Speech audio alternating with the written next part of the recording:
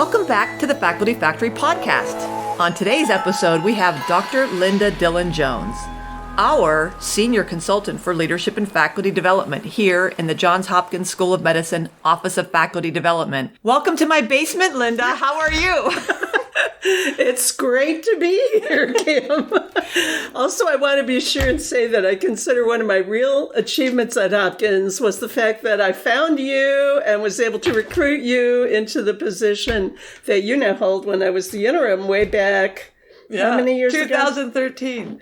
Quite a few years ago. Yeah, folks, this is one of those God things where I went to a GFA, the Group on Faculty Affairs Professional Development Conference in 2012. And Hopkins had put an ad out for an assistant dean for faculty development. And I was then working in that Rush University Medical Center in Chicago, directing the research mentoring program. And I was so excited about applying for this job. And I had applied for it. And there I met Dr. Linda Dillon Jones and her colleague, now my colleague, Dr. Barbara Fivush.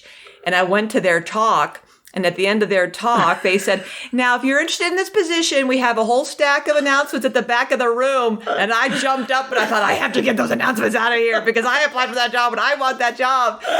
And then I remember meeting you and Barbara, and we sat down and just talked for like over an hour at the poster session. We had the best time. And my strategy then was I liked you so much that I thought if I made too big a deal of it, people would, people when you're hiring mistrust if you just like somebody a lot.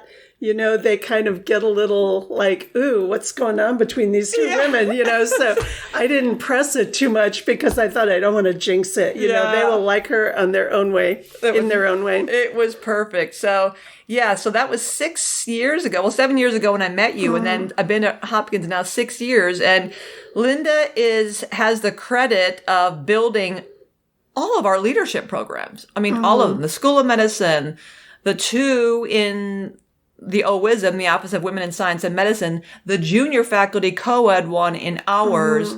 So Linda is just one of these folks who is extremely talented, hugely popular, has the best stories ever. Been so fortunate that we've been able to keep her. And now I dragged her down here in my basement to do this podcast. So Linda, there are people listening all around the world, and some of them are at the stages of their career where they may be thinking about getting into faculty development, or maybe they hold a faculty development role in their division or the department. Right. So they're kind of gearing up or trying to grab a toolkit and figure out what this whole space is about. Right. Could you, or maybe some people don't even know about it, but they aspire to do it, but they think, well, I don't have the qualifications to do this. Right. I don't have any degree or training in this. Would you mind sharing your personal story of how you ultimately ended up in this role? Well, one thing I want to be sure and tell the women out there is that I've been at Hopkins 25 years now, and I'd been at NC State in Raleigh 14 years before that. And I had built a program in training and development, applied behavioral sciences program, and I'd been recommended by my department for full professor, so I'd been a very successful academic. The program was huge because there hadn't been a program in the state, and all these people who were working in the field were looking for master's and doctoral degrees. And so when I got ready to leave there, all my girlfriends were like, I was coming up here to get married, my husband, Kit, and he was a government bureaucrat, so he couldn't move to Raleigh, although he tried, but he just wasn't going to be able to find a job in the Internal Revenue Service in Raleigh. And so when I told my girlfriends I was giving up tenure and this program I built and moving to Washington, they all said, well, we want to meet this guy. You're not going anywhere until we meet him. And when I came up here, I didn't really know that. Oh, and the other thing that happened is I had a dizziness problem at that time, probably because I was so stressed out and it made me look inebriated. And I did have job interviews at about 6 different places in the DC area. And I showed up with a cane walking like I was inebriated. And I thought, awesome. I will never find a job ever, ever, ever again. And I'm giving up my whole career, and won't it be terrible? But it actually worked out better. Because Hopkins pays better than a state university. They put more money aside for retirement. And one thing I didn't expect at the time is that I would be able to continue to work part-time after I retired. I've been here 8 years. I've been retired 8 years now. 8 years. No way. I think it's been that long. And maybe only 6. Yeah, because I've been here 6 years. Okay, then 6 years. And so I want to encourage women to believe that it is possible to recreate a successful career somewhere else, even if you don't have a job when you make that move. That's right. Because I'm not sure I even believed it at the time, which is why I had that dizziness problem that was making me crazy. So, but yeah, I was able to recreate it. But so go tell people who are your background that led you into this skill set of building leadership programs and academic medicine. Well, I actually kind of fell into it. I was a young girl. I'm 70 years old now in 2019. And I was a young girl in the 50s. And that was back in the time where if your skirts were too short, you were a slut. You know, you could not wear short skirts. And I'm very tall. So I learned to sew in order to have skirts long enough. And so my auntie, who was a home ec teacher, and this was back in the days when girls could either be a secretary or a teacher or a mother, you know, right. That's how old I am. And she said, well, you should study home ec.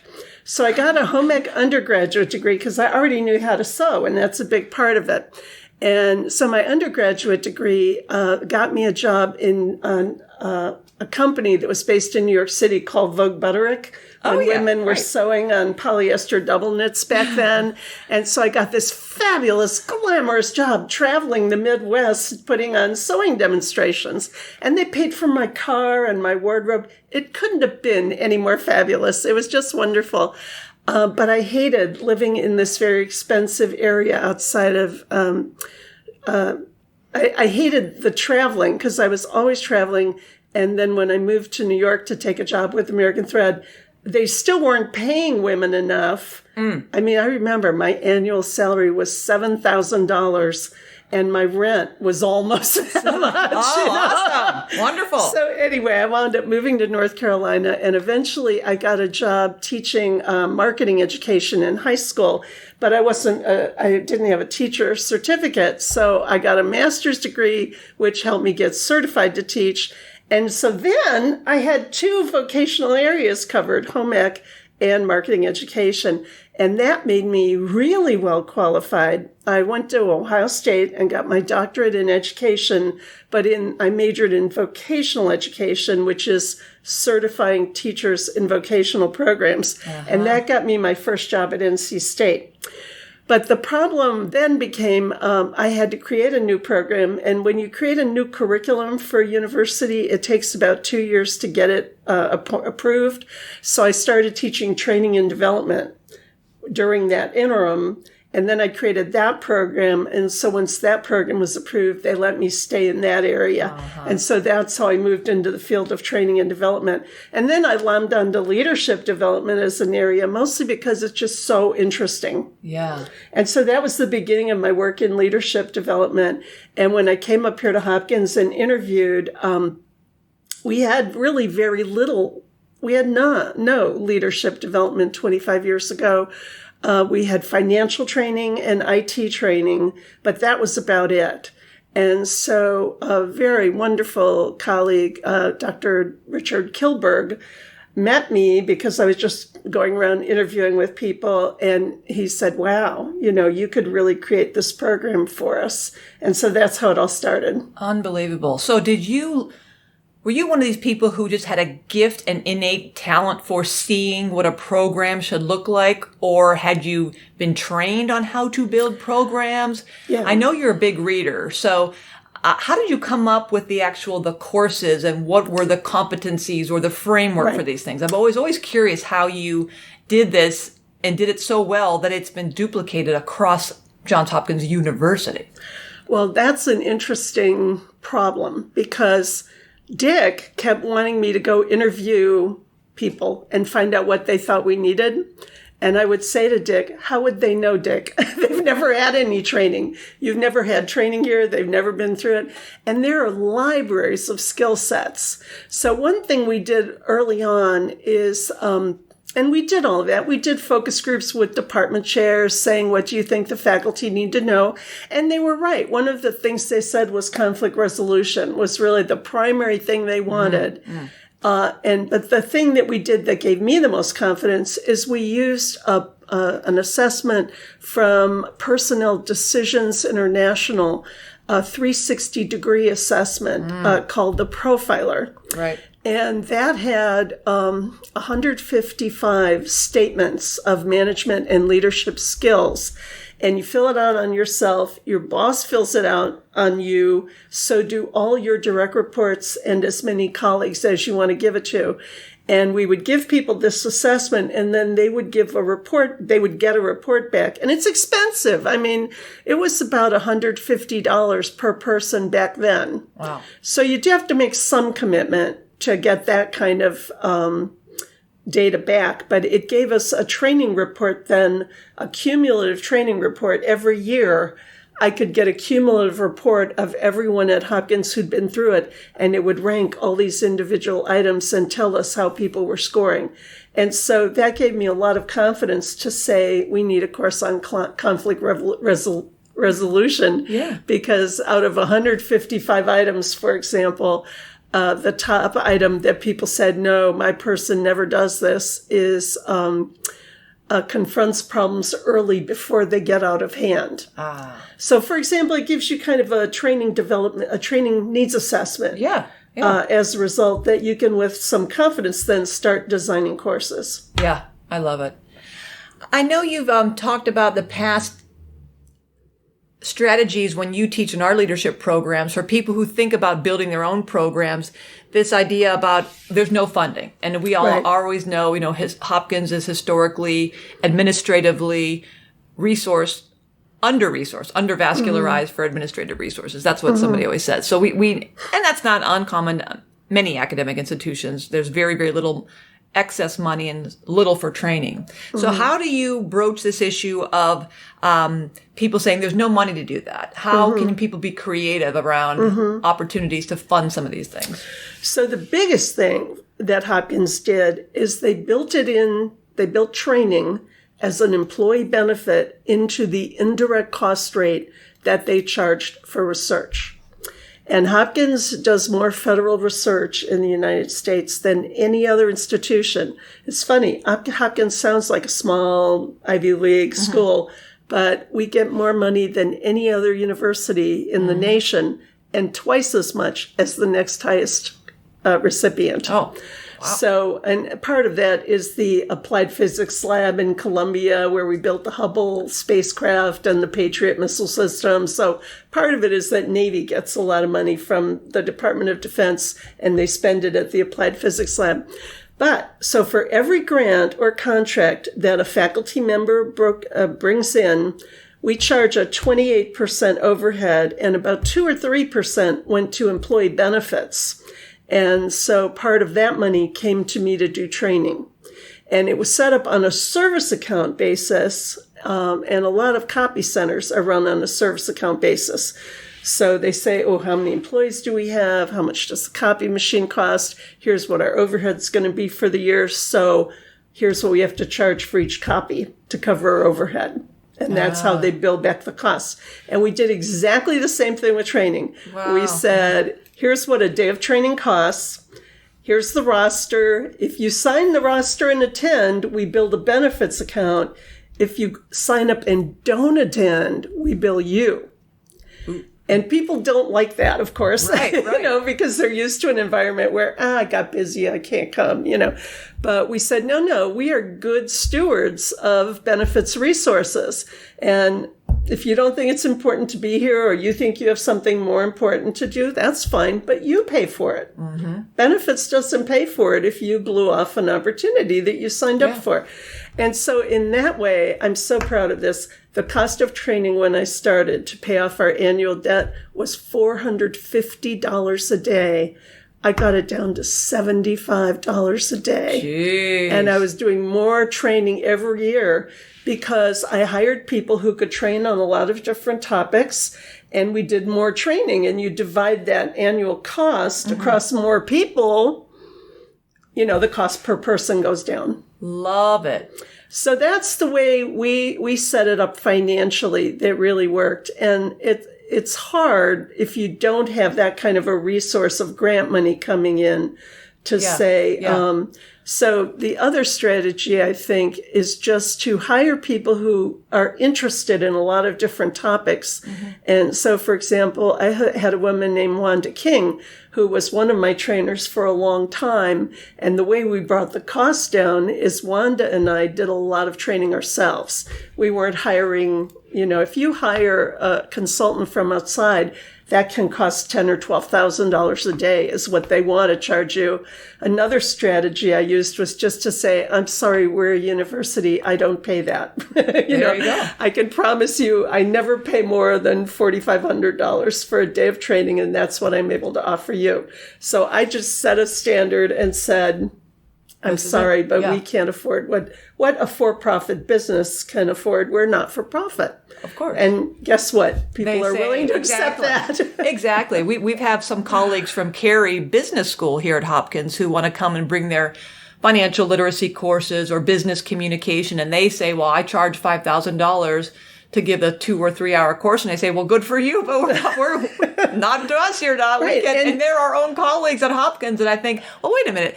When school, they invited me to go there to talk about my WAGs thing, and I didn't pay me anything. And I'm thinking, wait a minute, that's why they're business people. This guy who's an assistant professor was going to charge me $5,000, and here I'm an associate professor, associate dean, and I went there and tra-la-la, did it for free. So that if you don't have that mindset, you see, he didn't have to travel anywhere. No. That's the price he charges people across the country, but you're right here local. Right.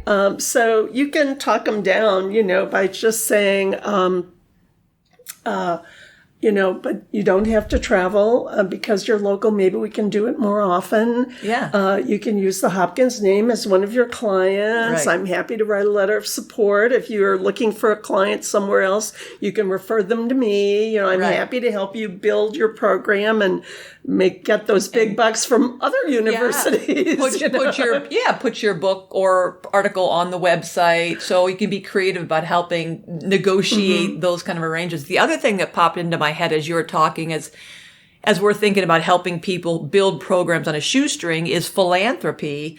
I'm recalling my time at Penn State Behrend, where I co-directed an applied research center, the Center for Organizational Research and Evaluation, with my colleague, Dr. Carl Kalgren, now deceased. But our local benefactor, Miss Susie Hagen, who was one of the founders of Erie Insurance, I sat next to her at some luncheon for teenage pregnancy prevention. I had no idea who she was, built a relationship with her, and lo and behold, she ended up really loving what we were doing, and she wrote us a check. Similarly, at Rush University Medical Center, one of the trustees was Carol Siegel, and she and her husband founded Crate and Barrel. Right. So then when we built the research mentoring program, they really love this idea of helping our young junior faculty members be successful and build research careers. So then they wrote a check and then they supported us. So those kind of the corporate or foundation or philanthropy dollars of local folks who really get your mission and they want to support research or teaching or clinical practice, and they believe in the mission of the academic medical center, is another opportunity for folks who might want to support some of the, whatever the functions, leadership programs or whatever. And another idea along the lines of philanthropy is getting your past participants to give you their time. Yes. One of the big mistakes I think we made 25 years ago was not saying to people when they entered our leadership program, because when we first started, people said, I actually had 25 years ago, I had a dean say to me, Linda, it would be insulting to invite a faculty member to a leadership program. They're all leaders already. And it's true, they are dynamic, wonderful, highly successful people, but that doesn't mean they won't benefit from a leadership program and from building, the community that you build from having people come together in groups. And so I wish we had said, we're inviting you to this leadership program, and your deliverable at the end of the program is to create an hour session or a 3-hour session or a day-long session, your choice, on some point of leadership that you want to become expert at, that you can offer, that we can put on our website, we can offer to departments planning a retreat. It can become part of your expertise, part of your curriculum vitae, part of what you're available to do. Our speakers bureau, building a bench, succession planning. But it's got to be more than just, I'm going to come in and talk about my lab. Good course design says you have to begin with course objectives that say, here's what people will know at the end of this talk. Right. And it's really just that simple. They will know how to read a financial statement. They will know how to supervise staff. They will know, and there are better verbs that I could come up with if I had a little more time. You want to get verbs that absolutely describe the behavior you're going to see at the end of it. Know is one of those verbs you can't really see people knowing. But, they will be able to tell you the 5 things that supervisors need to do to track work, for example. Yeah. And so, and you could help them develop that. Right. If I'd done that 25 years ago, we would have 1,000 topics that people from Hopkins could come talk about all over the world. And they could give it part of their professional societies as a standalone or a workshop or something in addition or other than their science, but it could be building up the junior folks in their professional society. Right. So, and there's so much written about that. They don't have to recreate it. Somebody said that leadership is the one topic where so little is known, but so much is written. Exactly. And I think, if you want to talk about a certain point of leadership, you can just do Amazon and find 10 books and then adapt them to your field of medicine. Of course. So I wish we'd done that. And why didn't we? Well, because everyone is protecting faculty time. Everyone is saying, they're so busy. Yeah. They don't have any more time. We can't ask that of them. But yet that is how people become committed to leadership development, is by asking them to do something. Nobody ever built a skill or got interested in something by doing nothing. Right. Yeah. It's counterintuitive, but people really spend a lot of time trying to protect faculty time. Yes, and I think with justifiable reasons about burnout, as we all know. And yet you're so right. I think, what's the point of doing these leadership programs when we have so few leadership positions at certain level that we hear over and over and over again? Our faculty say, do you aspire to be a section director or department director or dean or something? And they say, no, not really. Or why bother? Why should I stick around here? I can count on one hand how many leadership positions there are. Well, if you shift that frame, the way of thinking about that too, I can be a leader in a role I can create right by myself and create opportunities. Right. And one of those opportunities would be to develop some expertise in some niche area that you love, that, makes you feel good, that makes you feel like you're giving back. And time again, as you know, as I've shared with friends, when I send an email out saying, hey, All Points Bulletin, we need somebody to do blah, blah, blah, I get emails back right away. People like being asked. Yeah. If they don't want a huge commitment, but when you value them highly enough to say, I remember you from the Junior Faculty Leadership Program. We need a person to come and do this. Would you be interested? I'd be happy to work with you and review your whatever. I think people are pleased to know that they've been seen. Yes. And that they are on somebody's radar for opportunities. That's called sponsoring, right? So yes. I totally appreciate the fact that we don't want to burden our already overly burdened faculty members. However, I always promise all of our graduates that, listen, you're a graduate of this program now. I will be inviting you to come and serve on our Junior Faculty Resource Advisory Council, the Senior Advisory Council, urging you to go up for the Faculty Senate positions, committees and task forces. And so what's the point of going to a leadership program if you're not going to be like, okay, I've graduated, now what's next? I'm ready to do it. So that is just a kind of a natural way of, well, put your money where your mouth is, graduate. Yes. Here is your opportunity. What are you going to do with it? Yes. Yes. And I think an important philosophy I've had over the years is if you build it, they will come. You know, that right. phrase from the movie Field of Dreams. And so, for example, we had before 2000, before the turn of the millennium, I think it was, there was a committee on the status of women for the university.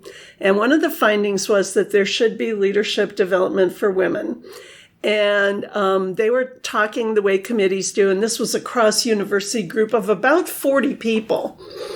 So everybody, you know, kind of, they didn't even really know that there was a Center for Training and Education that I directed that ought to be the obvious place to put court training for women, because we have resources and we have me, you know, and we have infrastructure already. But they were saying, gee, where should we put it? Where should we put it? Where should we? And they were just rambling on the way committees do and just kind of, you know, killing time. And then there was a finding. And then the editor of the report kind of edited out the finding.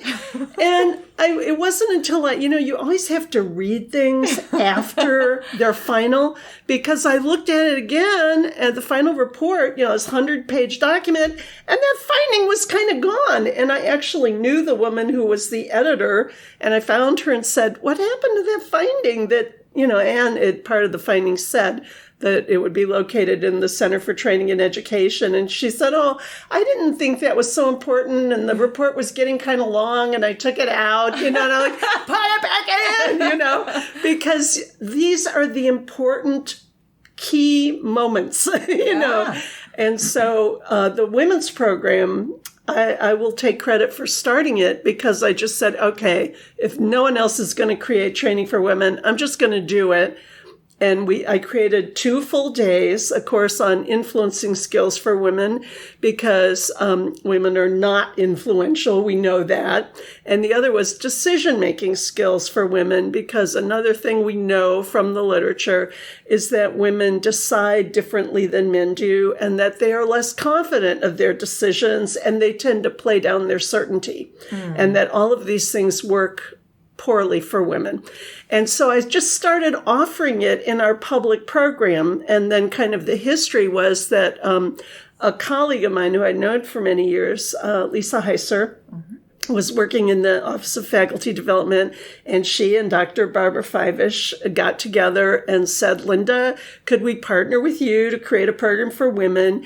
And we turned those 2 days into 4 half days of training and started offering it. And every time we've ever offered a program, people begin by saying, oh, well, you know, maybe you'll get 10 people to apply, you know, don't be disappointed. We had like 50 women apply immediately. We still do every year. And we still do every year. And so another important strategy, I think, is to call it a pilot. You know, when you get that pushback that, oh, faculty are so busy, they don't have time, just say, well, but we still want to make it available for them, and they can decide if they have the time or not. And you will be overwhelmed by the response you'll get.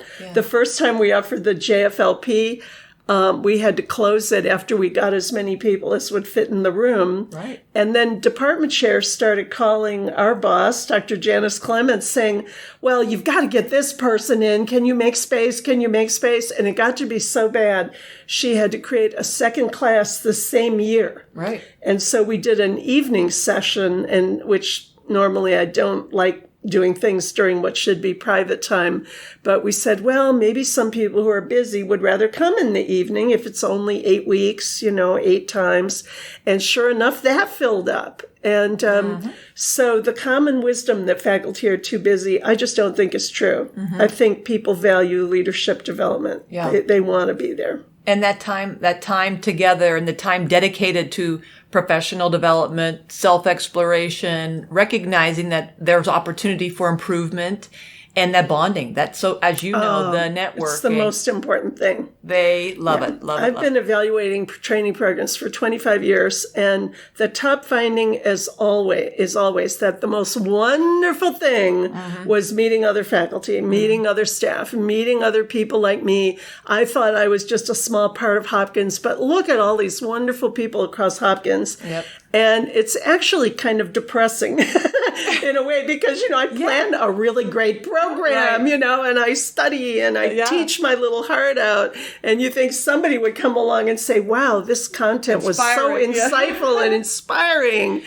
But no, and a few people say that, but the majority, the big comment is, this was important for me to meet these other people. You're exactly right. We on purpose, I designed this year's junior faculty leadership program to have from 9 a.m. to 12 noon. But the last half hour, I made sure all content delivery stopped at 11:30. So they still had that half hour protected in their calendar. But we made sure that was for socializing and networking. So we put all their favorite music because before the session started, we said, give us your favorite songs. So we put a little montage together of everybody's favorite songs and some favorite pictures. So Sydney put a nice little rolling slideshow of favorite pictures. So we put the pictures that scroll through, we put the music on, there's food, of course, and they just gab. They sit and they talk, and the energy goes through the roof, and there's laughter, and there's taking notes, and there's discussions that are serious, and corners of the room, and they love it. And people have written grants together. Last year, 2 of our JFL peers met for the first time in the leadership program and came from basic science and clinical, wrote a grant, got funded. So really, scholarly, products can result from this, and just the personal relationships of knowing that I'm not the only one with a mom with a newborn who's struggling, trying to figure out how to do this and go give talks when I'm nursing and all those conflicts. Yeah. So that connection is so. We've had women in the women's program set up play dates with their kids, and really build some long-lasting relationships that go on forever. Because this work is hard. Yeah, and just to know that having for 8 weeks or 10 weeks of your life, that moment in time where you can remember having some laughs and connecting with people on a personal level. When else does that happen? There are no more break rooms, no more physicians' lounges. Yeah. People don't hang out in a lunchroom. There's no more water coolers. We've lost all that. So I think faculty development folks and leadership and training people, those are like the last kind of remaining places where people can actually get in touch with their human social side, right? I have a great technique that helps build that. I do think one of the mistakes I made over the years is owning the program and holding the program too closely. What do you mean? The senior leadership programs, not so much the women's program or the programs in medicine, but the programs across the university that I started 25 years ago. I really held those closely because I thought I could, first of all, because I was way confident I could do everything that needed to be done. Another fault of mine, but also that I didn't want to give over control. And so I tried to get the president of the university to come speak. And every year I would go meet with his assistant and really try to include him. It was very difficult to get on his calendar for opening night. But since I retired, I did some years of consulting at Vanderbilt University in Nashville, Tennessee. And one of the things I learned, I had a Fulbright along the way and lived in Japan for a while.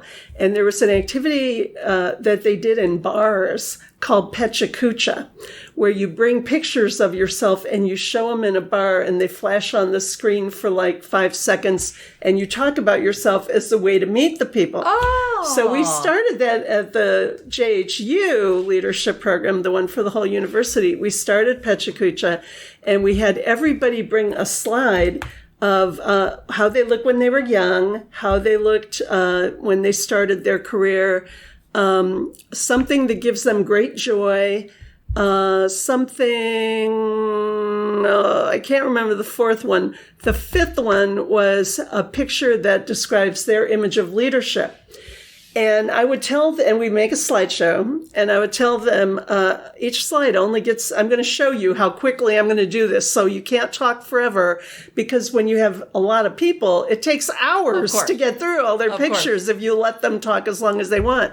And so it works so well here to really get people knowing each other the first night. Yeah. And then we would print out the pictures and give them all a copy. And I would see them in class kind of looking at that copy when people were talking to learn names. You know, they'd be looking across the room going, oh, well, let's see. Oh, that's John. Okay, John, you know, and they could look at the pictures. Well, in Vanderbilt on the first night, I offered up the idea. Here, the president and the provost were really supportive. And I said, let's have the whole top leadership team come and do their Pechakucha. Really? And they loved it. They did it? They did it. And they brought their whole leadership team, all the senior people. No way. And everybody did their pictures. And I always start by showing my pictures just to say, here's the pace. We got to keep this pace. If we don't, we'll be here till midnight, you know. Right. So they know it's got to go fast. And I control the remote. Yeah. And after a while, we just started putting the PowerPoint on an automatic fast forward. But that worked great because everyone got to know the senior leadership at Vanderbilt at a personal level the first moment of the leadership program. I love it. So then at the end, when they had to do a project for one of the senior leaders, and the senior leaders could say, okay, I have a project here that I'd like to kind of sell the idea. You could do this for me if you want to. And at the end, they had a group project to deliver, but they got to meet each senior leader up front the first night of the program. It works great. I mean, you really, because people are so formal when they first come in and they don't want to screw up and they don't want to look stupid and they're afraid they're going to be embarrassed. You got to get past all that. And the quicker you do, the better. But what a great way to introduce folks to, especially I'm thinking if they're new to a culture, and that speaks to the culture though. That leadership team that they embrace that says something about that culture though. Yeah. There may be people listening going, that would never fly in my institution because my leaders would never do that. Yeah. But that is real. I love that authenticity of saying, that's setting the tone for the entire course, that we are people first and we're not these stuffed shirts. And I want to make it clear, it was my fault. What? That I couldn't get the Hopkins team to come do that. I didn't try hard enough. And I didn't know it would work. You know, I didn't have the confidence that it would work. But I think you really have to sell the ownership of the program to the stakeholder who is the senior leader and involve them in some way. For example, in the women's program, our Vice Dean for Faculty, Dr. Janice Clements, has always spoken at the program. Oh, that's right. You know, and she knows who the women are, and she shows up and delivers one of the sessions. Right. And because she has to defend it to her boss. That's right. You know, so if she doesn't think it's valuable, we're going to be dead in the water really quick. That's right. So you got to do whatever it takes to get your stakeholders to know how valuable it is and to play some role. That's right. You know, and if they're going to be a boring speaker, okay, make them come do the welcome. You know, sometimes you have a leader who just isn't a good speaker and you don't want to include him. Right. Figure out another way, you know? Figure out another way to give them something to do so they feel some ownership. Because if you hold on to the ownership, like I did in my early days of my career, when you're gone, the program dies. You know, the program is then totally dependent on you and your personality. And that, you know, that is a really, really important point. And I've noticed that about another one of our colleagues who does this so extraordinarily well. Dr. Cynthia Rand. Cindy Rand is our Senior Associate Dean for Faculty. And I was just sitting back thinking, I'm putting my slide decks together for going to the GFA Professional Development Conference in July. And I was thinking about all that Cindy Rand has been a key player in and leading. Things like the new clinical promotions track, the academy, which is our landing pad for our retirees in the School of Medicine, Public Health, and Nursing. It was the promotions, the senior faculty.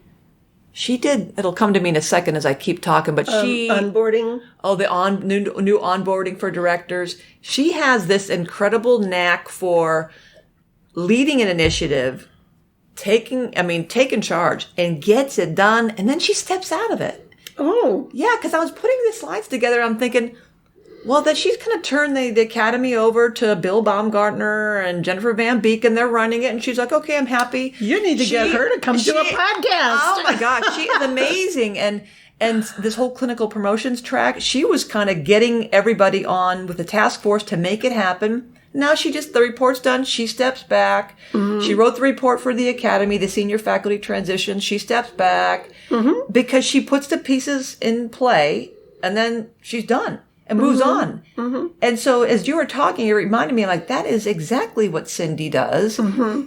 Versus my tendency would be, I've got to be dogging this thing constantly because it's going to fall up or get screwed up. Right. But trusting that people, once you build something and put good fundamentals or foundations in there, and finding the right people who also care about it, right, then that does allow you as a leader to step back and go, okay, now it's never about me, right, but you've put your mark on it. Go on to the next thing. Yeah.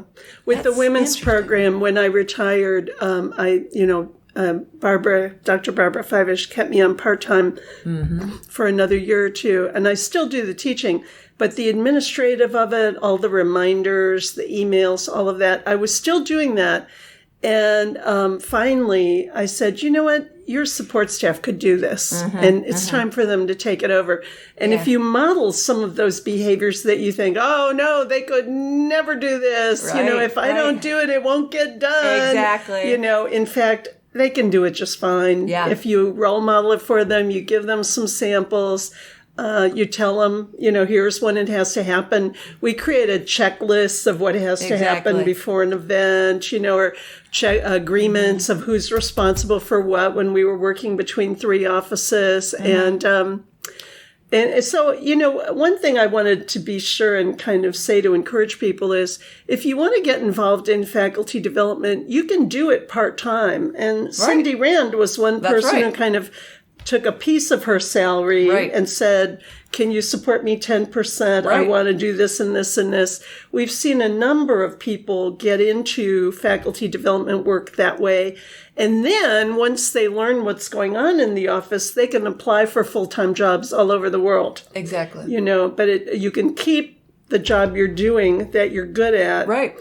And evolve. Well, look at Dave Usum, our Associate Dean for Professional Development. Dr. Dave Usum was the section chief for neuroradiology. He's a professor neuroradiology, and he got an MBA at Hopkins and has a great mind for many, many things. The guy's freaking genius, but he got an MBA and he identified a need. Faculty don't know how to read financial statements. They don't understand how the dollars flow. They don't understand the clinical revenue. And here I've got my MBA. I'll figure it out. So he put together those 2 courses, the academic toolkit, how to build your clinical practice, and the economics of clinical operations. Yeah. So that's another example. And the mentoring, the master mentoring that he and Jennifer Haythornthwaite did. But that's exactly it, by identifying a need for something and then just sticking your toe in that water. So that could be a way how your proposal of getting graduates of these programs to dabble in and grow their own pie of contributing in the future, and certainly minimally, if nothing, just helping the people behind them, reaching down and giving a leg up to somebody else. Yeah. Oh, love it. Yeah. The other thing people can do is, and one of the things I've done, because I think it's an important part of leadership, is to study assessments. And there are all kinds of assessments that are available for purchase that you go off and get certified in these assessments. 2 of them that I've done thousands of times. One is the Myers-Briggs type indicator, which is so widely used and really a beloved assessment. The other I love is the strength deployment inventory, which looks at how your behavior changes from good times to bad and in conflict situations. Another is the Thomas Kilmann. So you can spend, a couple days, go off and get certified in an assessment, and then come back and build a course around it. And some of them, like a lot of people are doing crucial conversations, for example.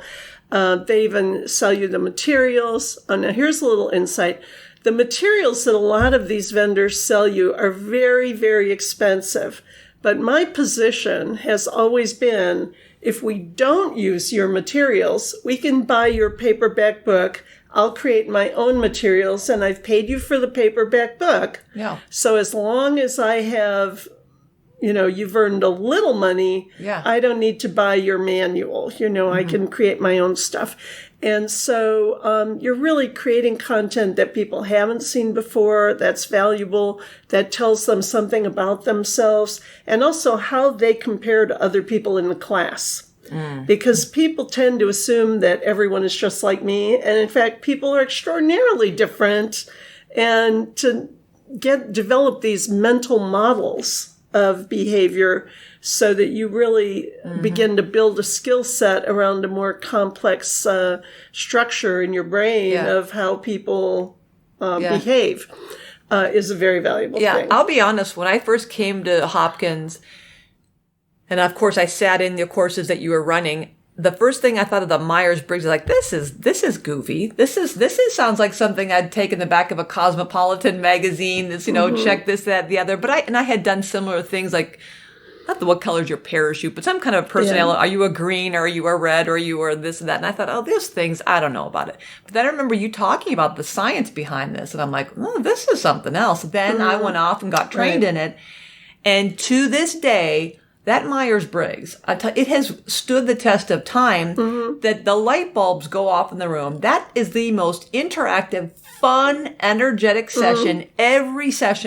Every leadership training program, we kick it off with Myers-Briggs because it gets people, those fun exercises that you developed, getting people in the different corners of the room and laughing and so you can see we divide up whatever the scale is. You create an activity that points out what the people at the two ends of the scale answer to the question, and it's hysterical because usually it's so different.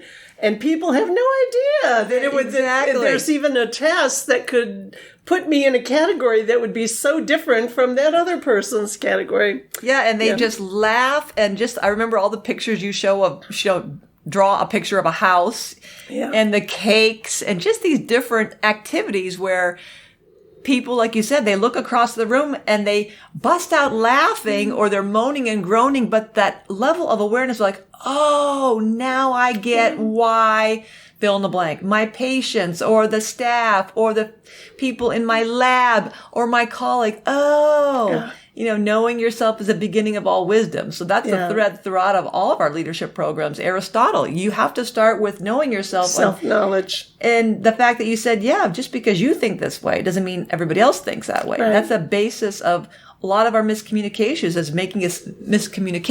making assumptions about other people. Right. So that is so fun doing those sessions. And I remember, honestly, and I'll even see people kind of at the beginning of our sessions who will look at me with that knowing look of like, are you kidding me? And I'm thinking, and I always say to them, listen, before you roll those eyes so hard that you're going to break the windows over there, I've been there. Humor me. Right. Just please give me a little bit of latitude here and let's try it. And then sure enough, those crunchy ones with their arms folded being all like, seriously, I'm wasting time doing this. They're engaged. They're laughing at you, laughing. You see the light bulbs going out because they're like, okay, now I kind of understand why knowing my preferences and other people's preferences has gotten me into trouble in the past. Right. And now I'm getting new opportunities to fix this. So it works. Because they don't know what they don't know. Right. And they think that because they've been so successful that they can do what they've always done and continue to thrive. And they don't realize that the stuff they're not doing and the stuff they procrastinate about is the stuff that will get them in trouble. Every great leader, I'm thinking of George Patton, he was such a great general and everybody remembers him as this great general. But the thing that took him out was that, do you remember what it was? I forget the story. He was touring Battleground Hospital and he slapped a wounded soldier because it looked like the soldier had a self-inflicted wound. And he said, get him out of this place of honor, and the nurses had to pull him off this soldier, and Life magazine was there and took a photograph and it appeared in the magazine. And that was the end of Patton's career. And what people don't realize is that's what happens to leaders. They go, they achieve great heights using their strengths, but it's their needs, their developmental needs, that cause their downfall.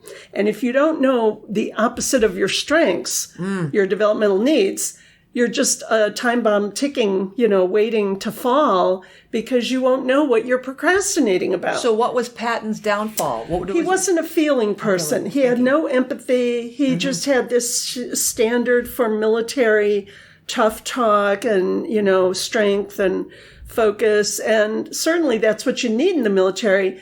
But when there are wounded guys lying there bleeding to death, you don't slap them, and he just didn't have that much empathy to know that. And so, any leader you can name, you can see the downfall that came from not knowing what their weakness was. Wow. Or too much confidence that I've been successful in the past, so I will continue to be successful.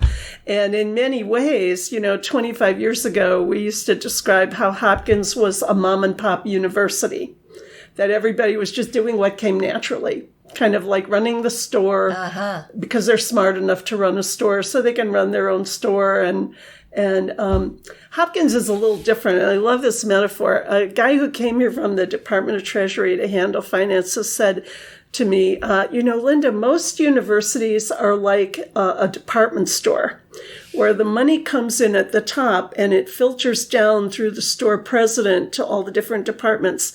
But Hopkins is more like the mall, where everybody has their own boutique and nobody cares how the mall owner is doing financially. They're all just running their own little boutique. And I think it's true of a lot of universities that everybody just runs their own little store. Yeah. And they think, well, if I can do this, I can do anything. But a university does not need a shop owner running it, to really be a leader of a major university. You have got to have a broad understanding of funding and legislation and, international politics. And look how many of our students are international now. Everything the president says one way or another affects whether people come here or not, whether they feel comfortable relocating to be students here. You have to deal with 1,000 different kinds of problems every day. And it's not enough just to have the same skills that you had when you were running your own little center, your own little, directing your own projects. So that's why the assessments are important. It really gives them language to talk about, and it gives them something they don't know about themselves. And then they're willing to, they open up and say, oh, okay, maybe there is something I could learn. I'm curious about this. When you were teaching the course, that's on the strength deployment inventory a couple weeks ago, and I always like to sit in Linda's courses because she tells the best stories, and I learn something from her every time. And I mean this. For 6 years now, I always go to her courses because it cracks me up. But when you were doing the strength deployment inventory, I went during a break, ran back into my office, and I pulled my old one out. And I looked at it, and then looked at a 360 and realized, no, wait a minute, when was the last time I looked at this stuff? What do you suggest, or what is a strategy for those of us out there who ourselves, we're trying to be better leaders, and we can take these tests and these inventories and do these trainings, and we know where our downfalls are, but how do we stay on it? What is a strategy to make sure that we continue to grow and to avoid this kind of general Patton thing, because I'm thinking of some of our leaders, and we've known each other for a while, and we kind of know ourselves and our each other's weaknesses, and we're on our little inner circles, and we've asked each other to help each other out on some kind of personal journeys of growth. But I don't do a good enough job of really minding my manners, if you will, around some of those issues. So how does keeping it in the forefront of your thinking? How do we do that? So there's always mentoring, and we talk a lot about mentoring and finding a mentor who kind of can track your work and you can go to with problems. But when I started at Hopkins, we had what is called the Office of Human Services. And that included career management, training and development, organization development, and the faculty and staff assistance program. And one other thing I can't remember right now, but organization development is a field. And one of the things they do is something called coaching. And so we're lucky at Hopkins that we have a lot of people who've studied, they've got graduate degrees in organization development. And if you are a very senior leader, you can have a coach who will help you track your work in your organization by doing communication surveys, by helping you plan retreats, by facilitating retreats for you so that you can sit in the room and be a participant, not have to be running things yourself, Right. so that you're so distracted you can't really hear what's being said. Somebody, my former boss, Dick Hilberg, actually wrote the book on this, Executive Coaching, and he wrote another book called Executive Wisdom.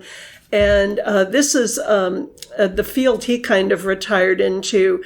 I was lucky that I could keep teaching the courses that I've always taught here at Hopkins. He really became a consultant across the nation to presidents of universities. And so many universities will have an organization development office. And you develop a relationship with your own coach. They will want to see your assessment data. They may want to give you some other assessment data. There are a lot of assessments. For example, the Strength Deployment Inventory which is normally just an assessment that we give people and they self-report. But there is a version where you can give it to the people who report to you and have them fill it out on you, and you can see how they see you and your behavior, which is surprising. Right. And it turns out when I did that, my support staff saw me as way more controlling than my managers did. Well, of course they would, because with the support staff, I pretty much tell them what to do, But with the management, I might be more likely to say, well, what do you think we ought to do,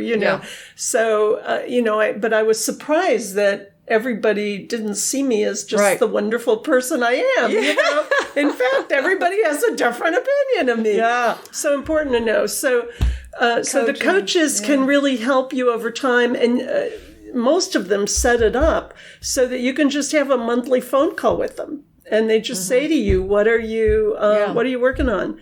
In fact, it was funny. Our wonderful first female head of surgery, Julie Freischlag, would tell the story about how Dick Hilberg, my former boss, when she was hired to be the first department chair of the Department of Surgery, and there was some pushback from people who said, I can't possibly work for a woman. If you can believe that happened, it did actually happen. And Dick called her and said, I would be happy to serve as your coach and partner. And, I'd be happy to talk with you about the issues you're facing. And that really becomes kind of a confidant, because it's hard to talk to your people who report to you all the time when you're talking about them to each other, you know. So you really need a partner outside your organization. And that's what organization development coaches do. I love this, Linda, and you're really inspiring me to think about some things. And maybe this Faculty Factory podcast community, or the website, if you go to the facultyfactory.org community and put some comments in there, and maybe we can talk about this as the professional development conference. Actually, this won't drop until after that, but you get my idea, people who are listening, is that in my experience, like the coaches get, the luxury of coaching happens at either an executive level, like the high level, people are being recruited for high level positions and they put that in the package. Or for faculty members who are struggling with some issue, a personality issue or a problem, and then they get assigned a coach. Right. And you're making me think about this, the value of this, because again, I worry that I'm not in my level, as an associate dean, not as attentive to my weaknesses, and now I'm, worried about this whole Patton effect, that I don't want to end up being somewhere down the line 5 years from now and go, and there went Skrupski, she slapped somebody, and then, so I'm thinking we could probably get creative in our community with setting up some kind of learning community where we could match up with each other voluntarily and voluntarily divulge what things we want to work on and set up some kind of check-in, accountability partners that at least makes us mindful of some things in my calendar. And oh my gosh, I've got the call with Linda and I had promised to work on thus and such, or I think that might be a nice way I would at least enjoy a partner checking in with me, like I guess like an Alcoholics Anonymous or a Weight Watchers or any other kind of support group, or like the WAG groups where you're accountable to, and that would be a cheaper alternative. Yes. Something more personal and manageable maybe for those of us who are interested. So if you're interested in that, folks, reach out, let me know. It's such a good idea. I can't be too positive about it because over the years when we've tried to do support groups have a tendency to fizzle. Yeah. Add on support groups after the program's over. Yeah. They have a tendency to fizzle, but when they're good, they're really, really good. Yeah. And if only 5 partners in your group manage to keep it going, well, that's 5 people who kept it going, or 10 people who I hadn't even been thinking about it in the leadership program. I was thinking more for us, dean levels. Yeah, so I was thinking that we could start, those of us who are in faculty development, the field, that if we could be coaches to each other informally. You could. You absolutely could. And the wonderful thing is you set up a confidentiality agreement up front where you say, we don't talk about this outside of our meetings, but then it feels less like gossiping when you are talking about something personal that happened. I think a lot of times professional people don't want to gossip, so they won't talk to each other about their stuff they're dealing with. Because it feels like inappropriate. I don't want to gossip, or I don't want to talk behind their back. Right. But actually, coaching does that. It gives you a chance to say, wow, I don't understand what's happening here. Can you help me figure this out? Right. Yeah. I think this might be something that you've helped me think more, and I'd like to think more about it. But the idea is, as we all grow and mature into leadership positions, we've probably seen many of our superiors move into leadership positions. And then there's a little slippery slope where, as you're saying, some of our weaknesses are magnified under stressful conditions, as we know under the Myers-Briggs. How do you react or act to respond when you're under stress? And the higher up the ladder you go, the more stress there is. And then we see people behaving badly. And I think it sneaks up on people. So that's what's making me nervous. I'm thinking, oh my gosh, I know where my bugaboos are. And when I'm under stress, I know what I'm doing. And the staff in the office know it as well.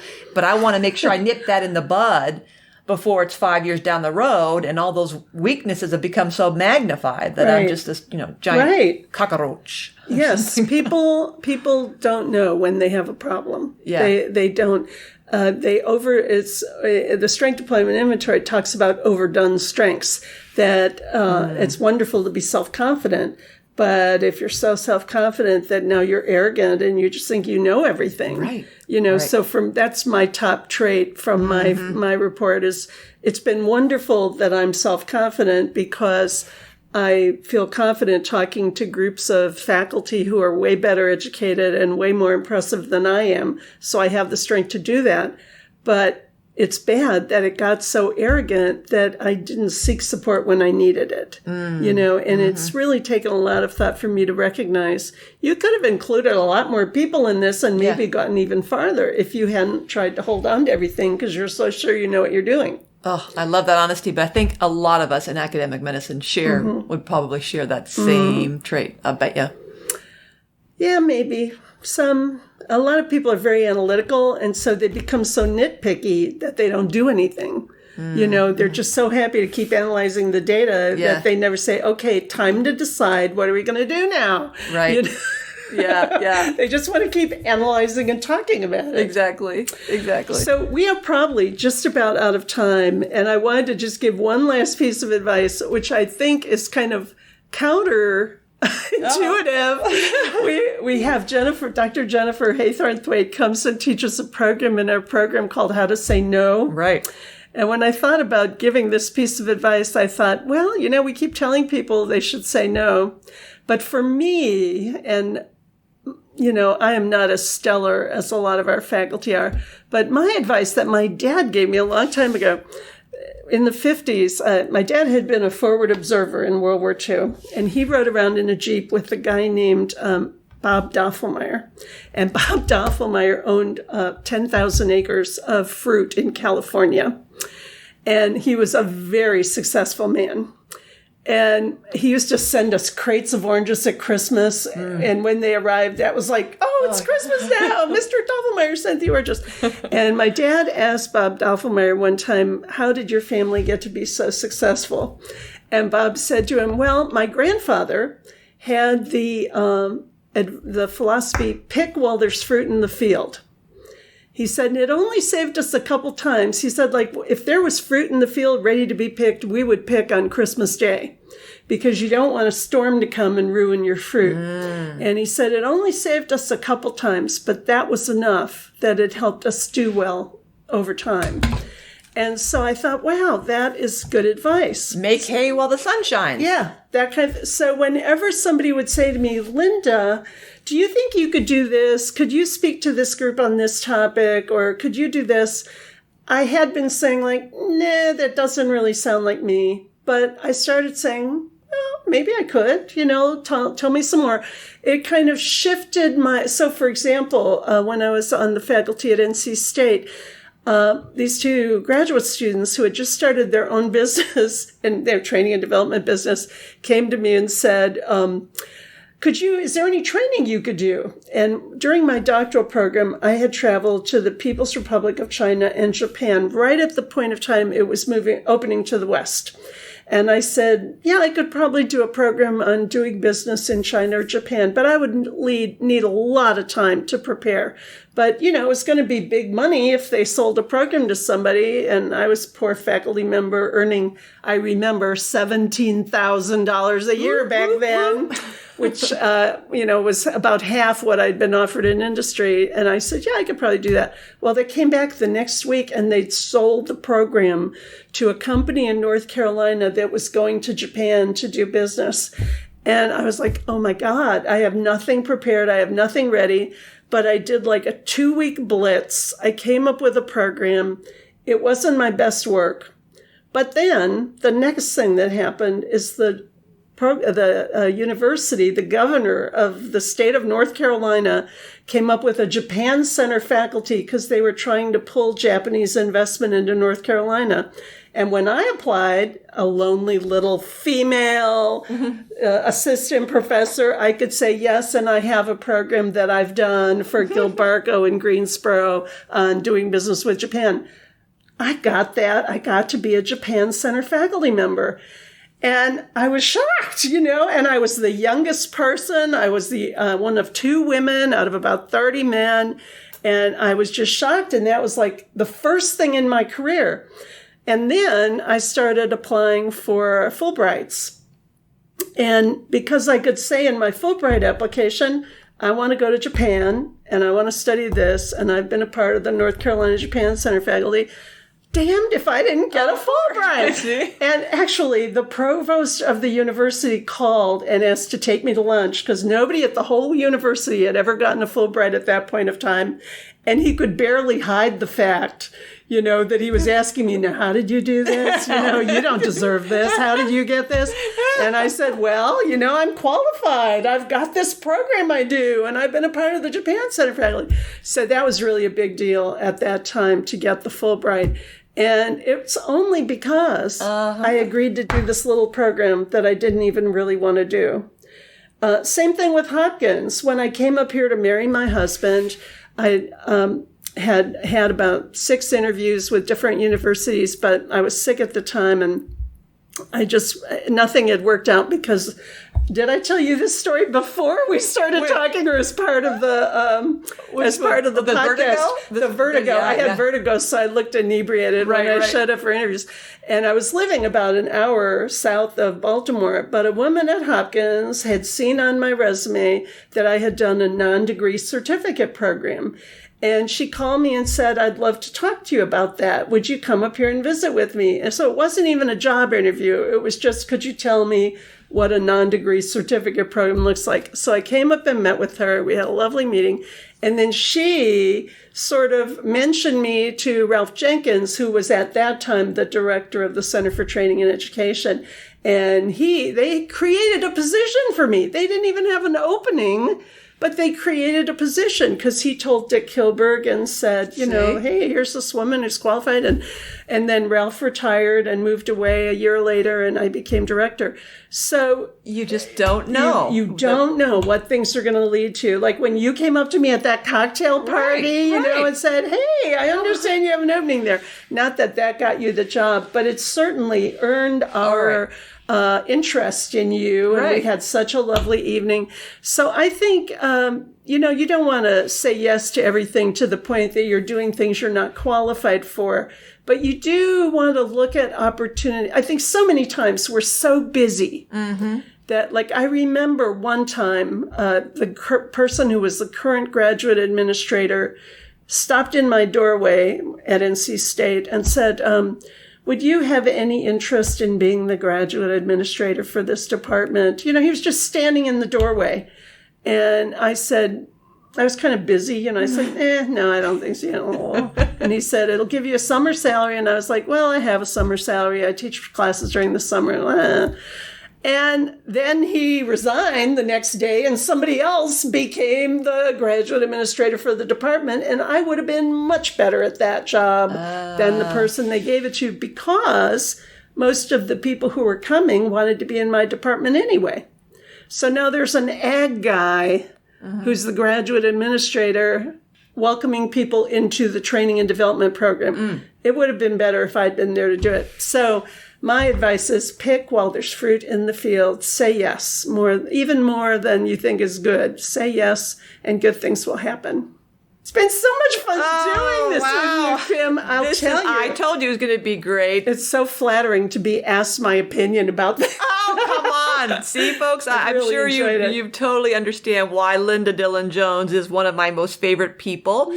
So you have been listening to Dr. Linda Dillon Jones, Senior Consultant for Leadership and Faculty Development here at Johns Hopkins. Thanks for tuning in to Faculty Factory Podcast. The mission of the Faculty Factory is to build and support a community of leaders in faculty development who share tools, resources, wisdom, and encouragement in service to our faculty members, schools, and institutions. We encourage you to go to facultyfactory.org to find out more. Get in touch with me, ask me any questions. Maybe you want to be interviewed on the podcast. Thanks for tuning in to Faculty Factory Podcast. We'll see you next time. The Faculty Factory podcast and website is sponsored by the Johns Hopkins University School of Medicine Office of Faculty. For more information, visit facultyfactory.org.